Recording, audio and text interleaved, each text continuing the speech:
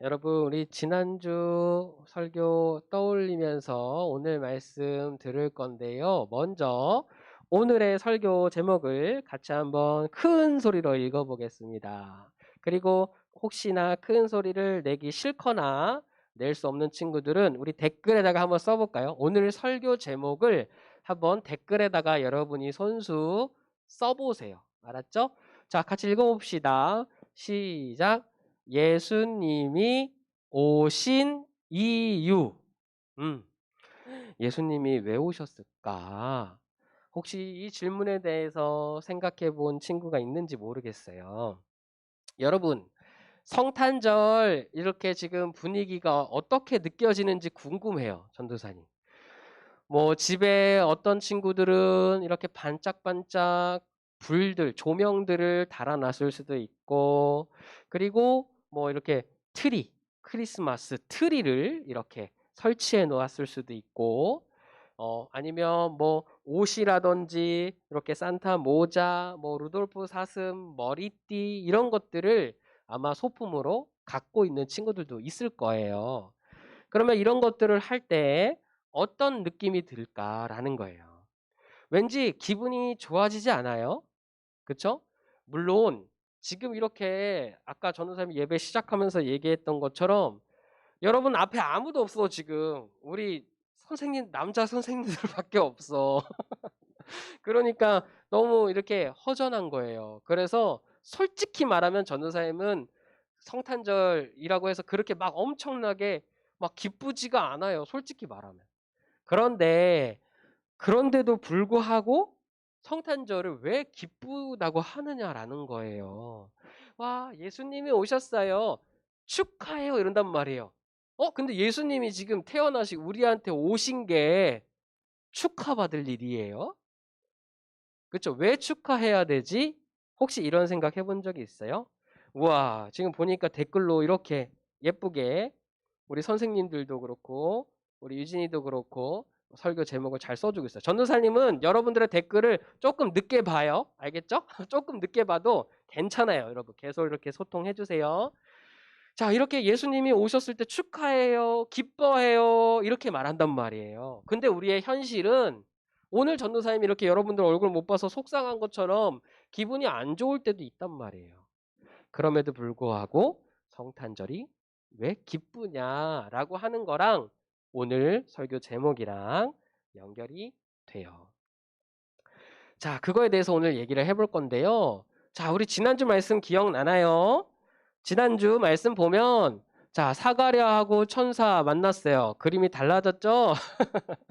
자, 사가랴하고 천사가 이렇게 만나서 결국에 사가랴가 천사를 못 믿었죠. 그래서 어떻게 됐어요? 마스크 썼어. 코로나 걸린 거 아니에요. 저 말 못하게 됐어요. 사가랴가.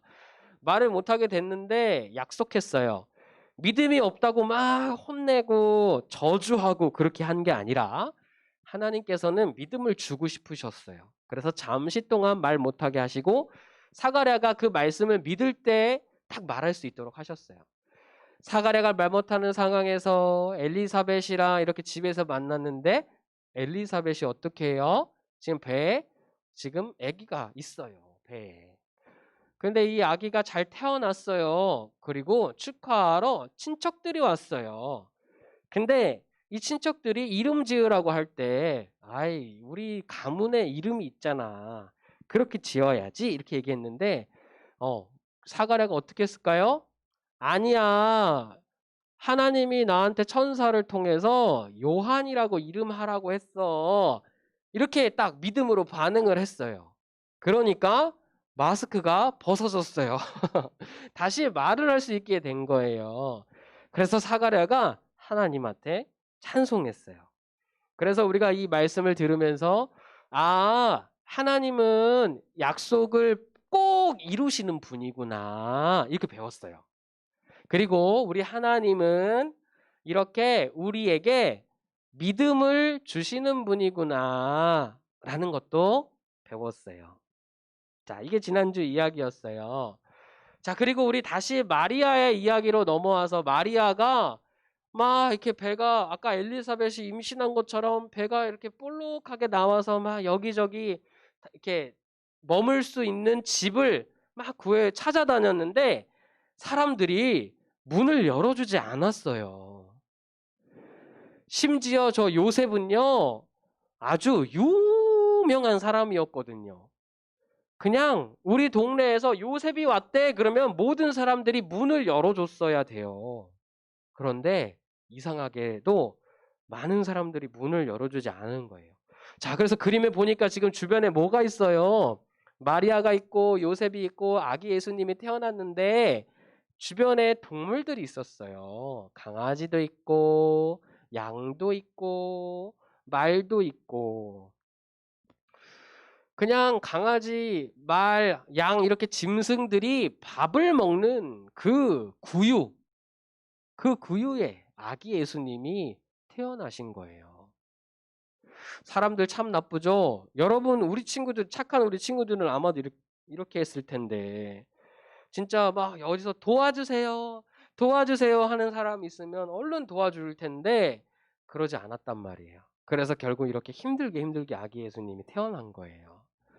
자, 그런데 이렇게 태어났을 때 멀리서 사는 사람들이 있었어요. 심지어 아기 예수님에 대해서 잘 모르는 사람들이었어요.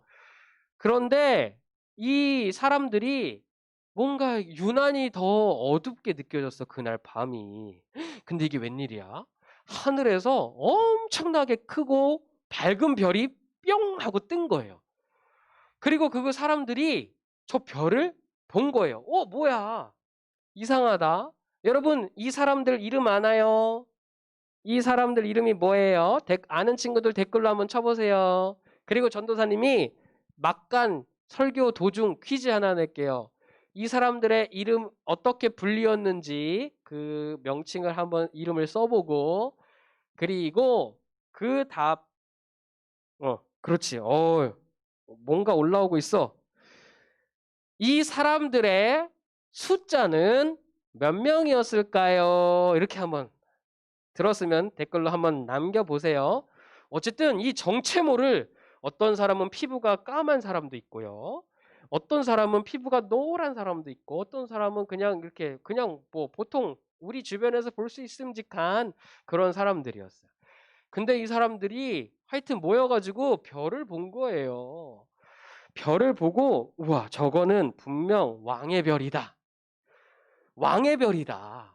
이 당시에 왕이 태어나면 새로운 왕이 태어날 때 큰 별이 뜰 거라고 하는 그런 이야기가 너무 많이 퍼져 있었어요. 그래서 이 사람들이 이 별을 보자마자 바로 알았어요. 느꼈어요. 알아차렸어요. 저건 정말 왕의 별이다. 우리가 저 별이 뜬 곳으로 가야겠다. 와, 소동하고 깜짝 놀란 거예요. 막 흔들흔들. 그리고 결국 빨리 낙타 갖고 와. 그래서 낙타를 탔어요. 이 사람들은 사막에 살았기 때문에 낙타를 타고 다녔어요. 낙타가 나타났다 이런 거 말고 그냥 낙타 탔어요. 그리고 막 간 거예요. 이제 별을 보고. 가자 이래가지고 갔어요. 그래서 먼 길을 떠나서 이렇게 우와 우리 유진이 정말 창의적이다. 아까 전에 유진아 이거 그렇지 동방박사 정답. 그리고 동방박사 3명이요. 3명이요. 막 이렇게 메시지를 취소하는 건 왜 취소하는 거예요? 자신이 없어서 취소하는 거예요? 동방박사 맞는데 동방박사 맞았어요. 이렇게 동방박사들이었는데 보통 그렇지 3명 우리 유진이는 그 아까 그림에 6명이 있어갖고 6명이라고 답을 했어요. 우와 잘했어요. 자 3명이라고 답한 친구들도 있어요. 이렇게 동방박사들이 갔어요. 여러분 그런데 사실상 동방박사는 우리가 3명으로 알고 있지만 3명이 아닐 수도 있어요. 네. 이거는 이유는 전도사님이 나중에 이따가 설명해 줄게요. 지금 설명해 줘야 되나? 지금 설명하는 게 낫겠다. 여러분 궁금해서 다른 설교 내용 못 들을 것 같아. 성경에 보면 오늘 성경 퀴즈랑 관련이 있어요. 성경에 보면 오늘 읽지는 않았는데 동방박사들이 아기 예수님께 선물을 준 게 있었어요. 그 선물이 종류가 몇 개였냐면 3가지 종류였어요. 그러니까 사람들이 그냥 생각한 거야. 동방박사가 3명이었나 보다. 근데 사실상 성경에 동방박사가 몇 명인지는 나오지는 않아요. 그냥 우리가 3명이라고 해요. 그래서 3명이라는 게 틀렸다는 것도 아니에요. 정확한 정답은 우리는 몰라요. 3명일 수도 있고요.